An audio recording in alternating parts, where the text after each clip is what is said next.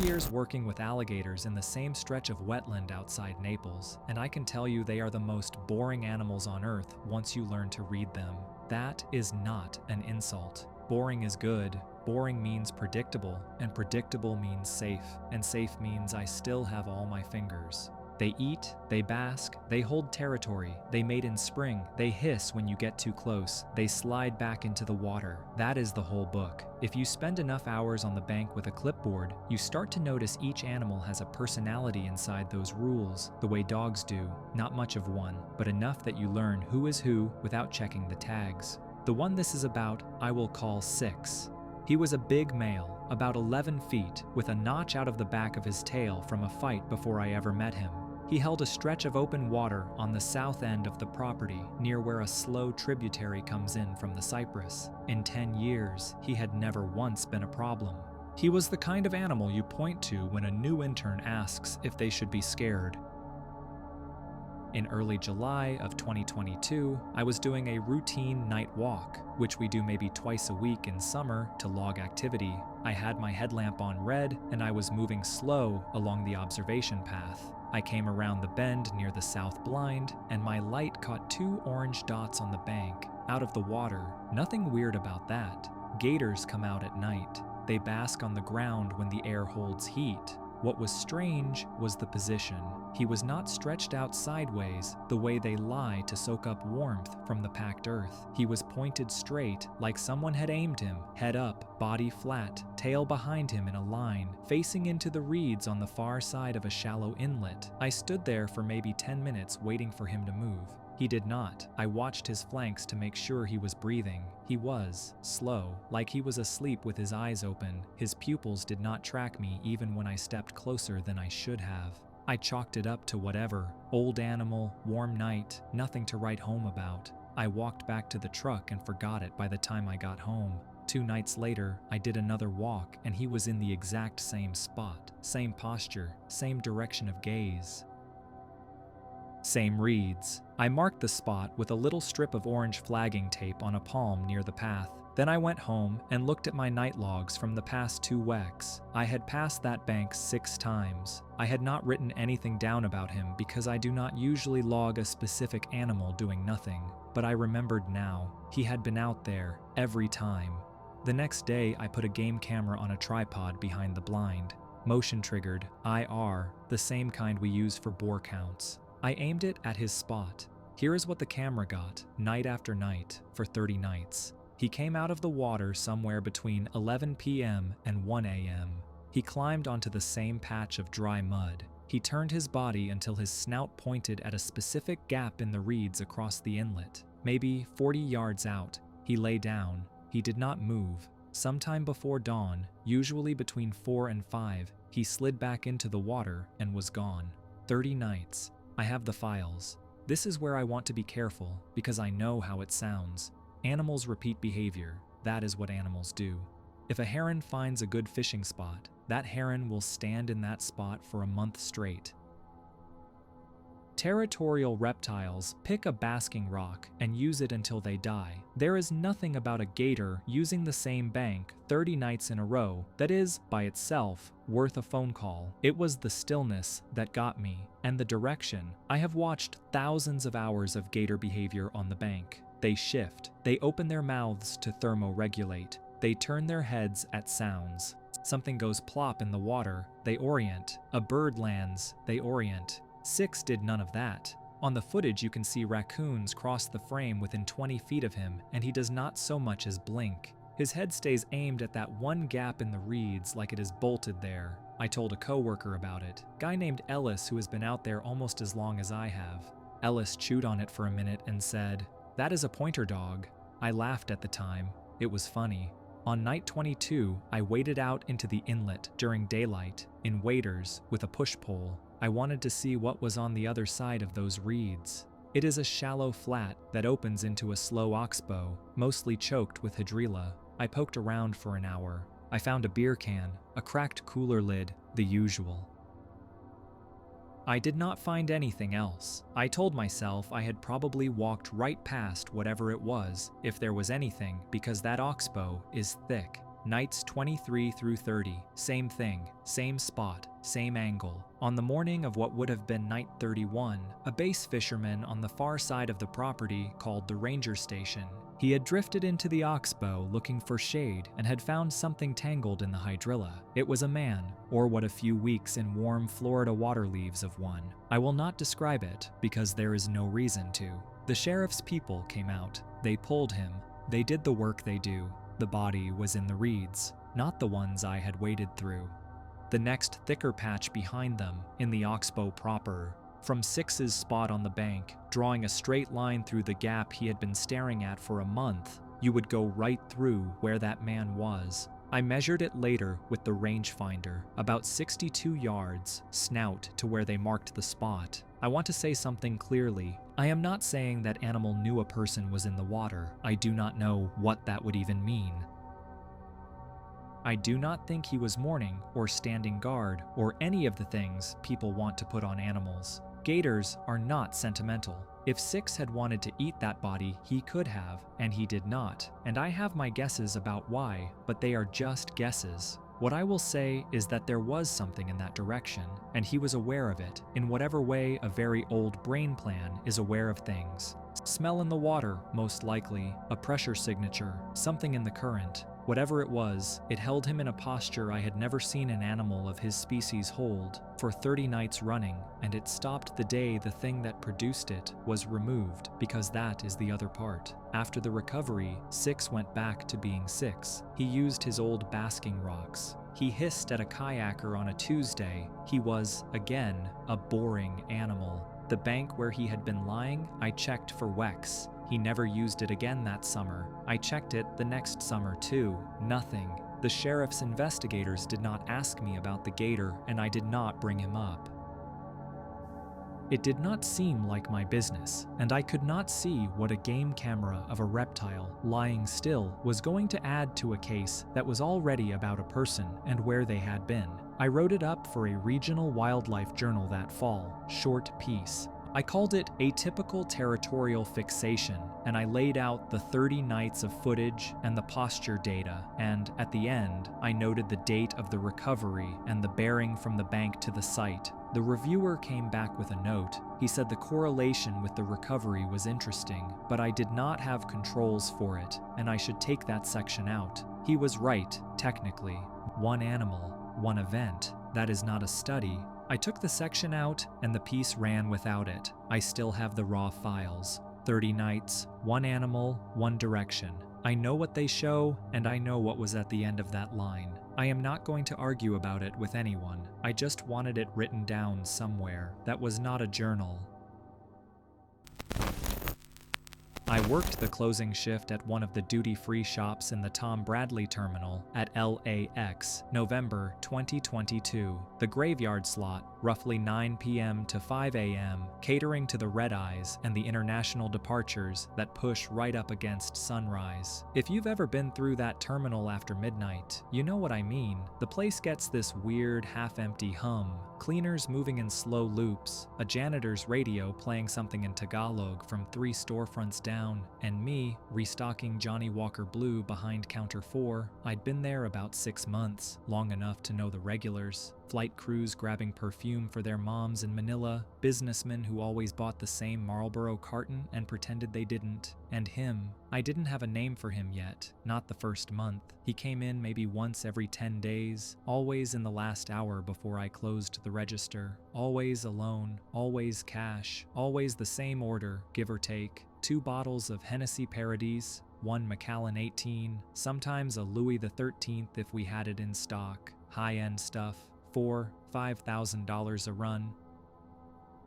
He'd pay in fresh hundreds, the kind that still had that little crackle to them, and he'd hand over his passport and boarding pass like anyone else. The first time I noticed anything was around week 7. I was ringing him up and he had this small scar on his left eyebrow, right at the arch, like someone had nicked him with a fingernail years ago. I noticed because I have almost the same one. My little brother did it to me when we're kids, a plastic sword thing. Anyway, I scanned his passport, Canadian, some French name, I don't remember which. He took his bag, wished me a good night, walked out toward gate 152. 9 days later, he came in again. Bit of a beard this time, hair combed differently, sort of pushed back. Same order almost to the bottle. He handed me his passport, Australian, different name, and I remember standing there for a second with the little scanner in my hand, thinking, that's a hell of a coincidence. Then I saw the scar, same eyebrow, same spot. I scanned the passport anyway. It went through. The system didn't flinch. I bagged the bottles, took his cash, gave him his change. He was polite, tipped his chin at me on the way out, and I stood there watching him walk down the concourse until he turned the corner near the currency exchange. I told myself I was being weird. Guys with beards and dark hair kind of blur together at 4 a.m. I let it go. Except I didn't, really, because the next time he came in, I paid attention.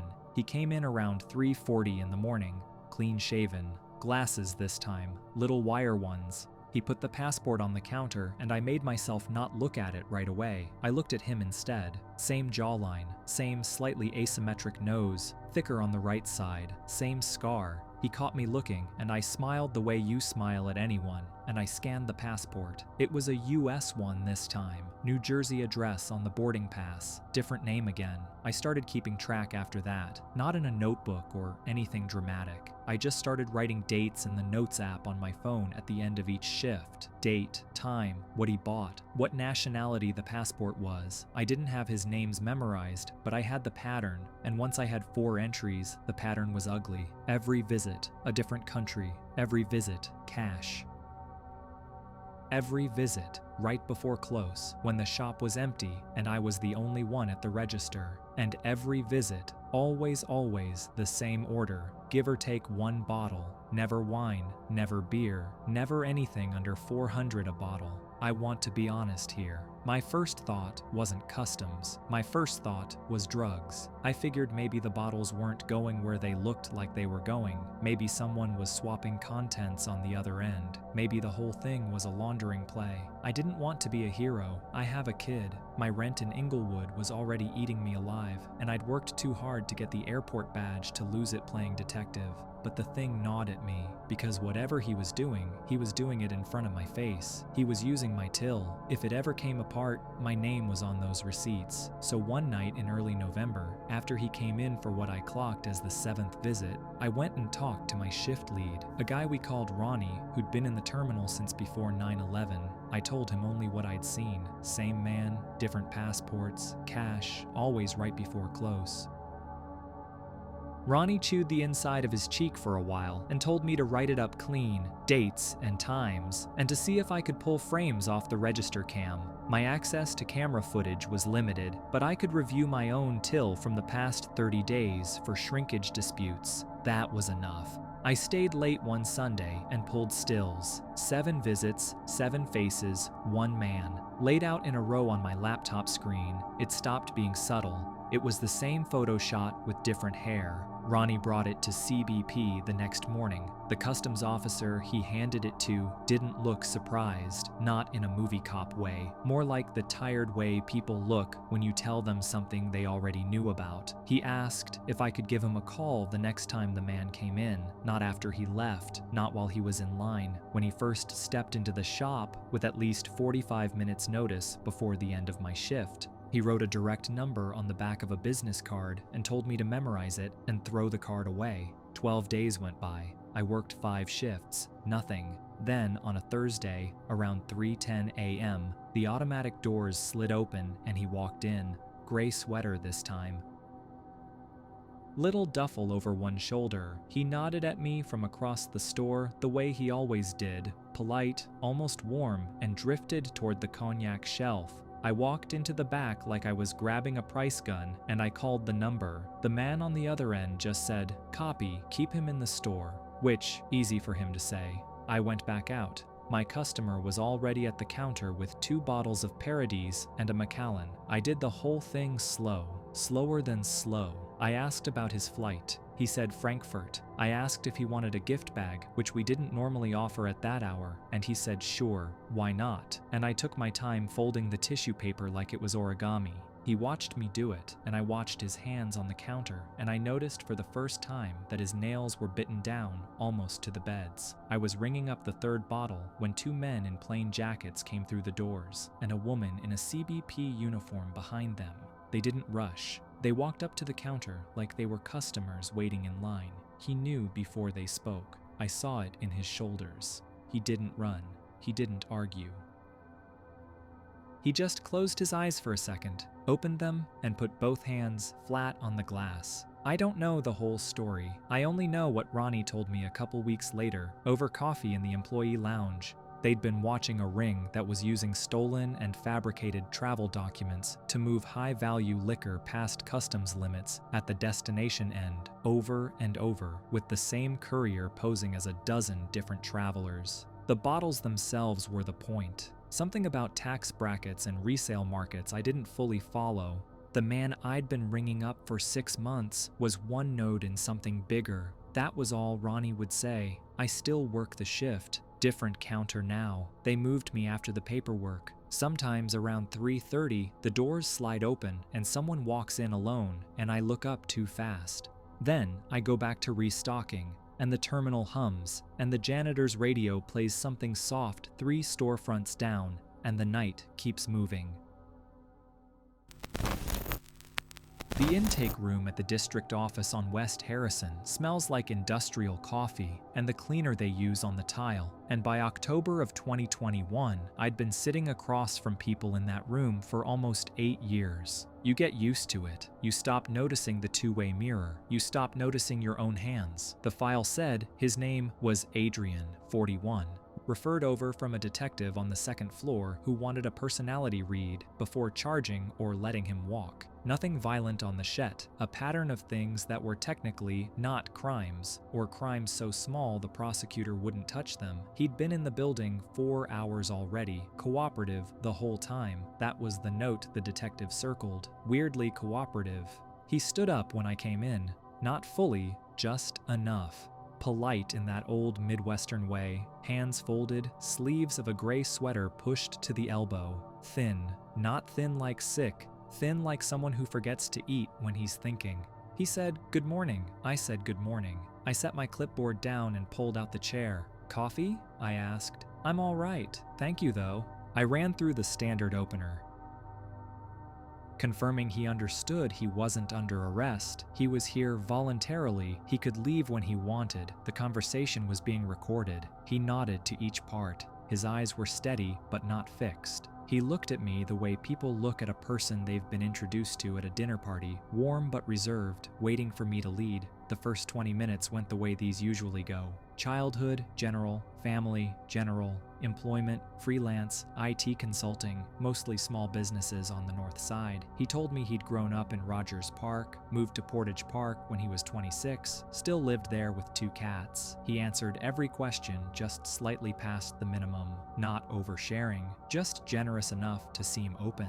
I was looking for the tell. There's always one. The pause before answering about the mother, the hand that goes to the collar when work comes up, the blink pattern that changes when a specific street name is mentioned. Adrian didn't have any of those. What he had, which was rarer, was calibration. He was reading me back. Every question I asked, he'd give me a piece of information, plus a second piece that was the shape of what he'd guessed I was fishing for. Not the answer, just the shape. Around minute 30, I asked him about relationships. He said he'd been married once, briefly, in his early 30s, that it hadn't worked out, and they'd parted on decent terms. He said this without any of the small facial adjustments people make when they lie about a divorce. He also said it without any of the adjustments people make when they tell the truth about one. He said it like a weather report. I wrote a note on the clipboard. He watched my hand while I wrote it. Not the paper, the hand. "Can I ask you something?" he said. "Sure." "Is this the part where I'm supposed to be nervous?" He smiled a little. It was a real smile, not a performance one. That's what I remember most clearly. It was a real smile. "There isn't a part like that," I said. "You can be however you want." "Okay," he said, and went back to being pleasant. At minute 41, he shifted, only in the sense that he stopped waiting for the questions.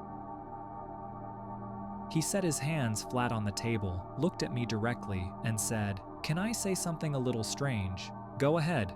"You had a dog until pretty recently. Small one, older, I'd guess within the last year." I didn't answer. I kept my face where it needed to be.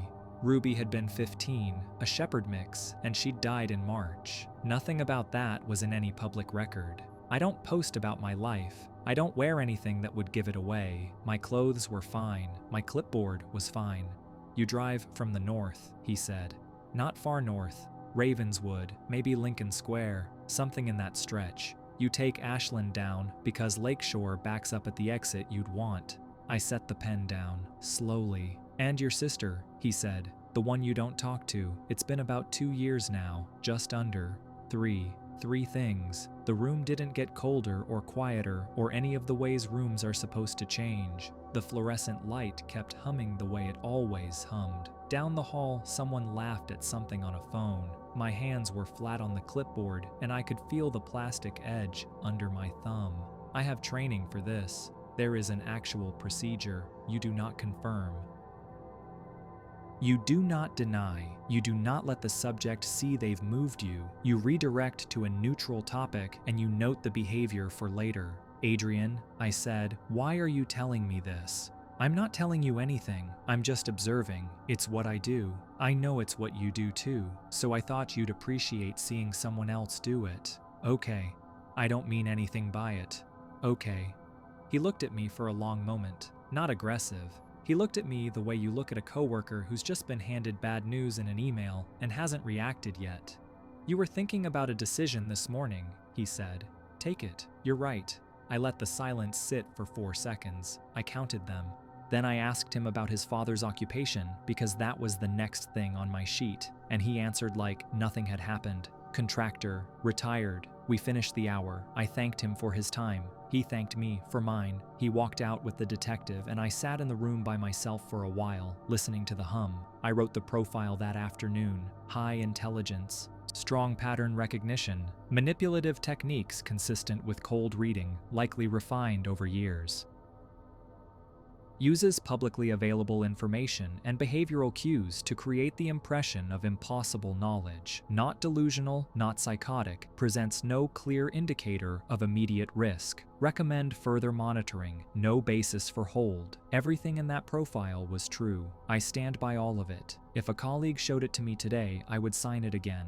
The dog thing, I worked out later. There was a photo on my desk from 3 years ago, and if you were tall enough and paid attention when you first came in, you'd catch the corner of it. The sister thing was harder. It might have been a guess about a woman my age, with no ring and a certain kind of tired around the mouth. Ravenswood, I don't know. Half the people in that building live somewhere along that stretch. The decision was the one I hadn't said out loud to anyone. I'd been chewing it over since the summer, leaving the office, moving to consulting, doing evaluations for a private firm downtown that had been asking for 2 years. That morning, I'd made up my mind on the drive in and hadn't told a soul. I was thinking about it at a red light on Ashland, while a kid in the next car mouthed the words to a song I couldn't hear.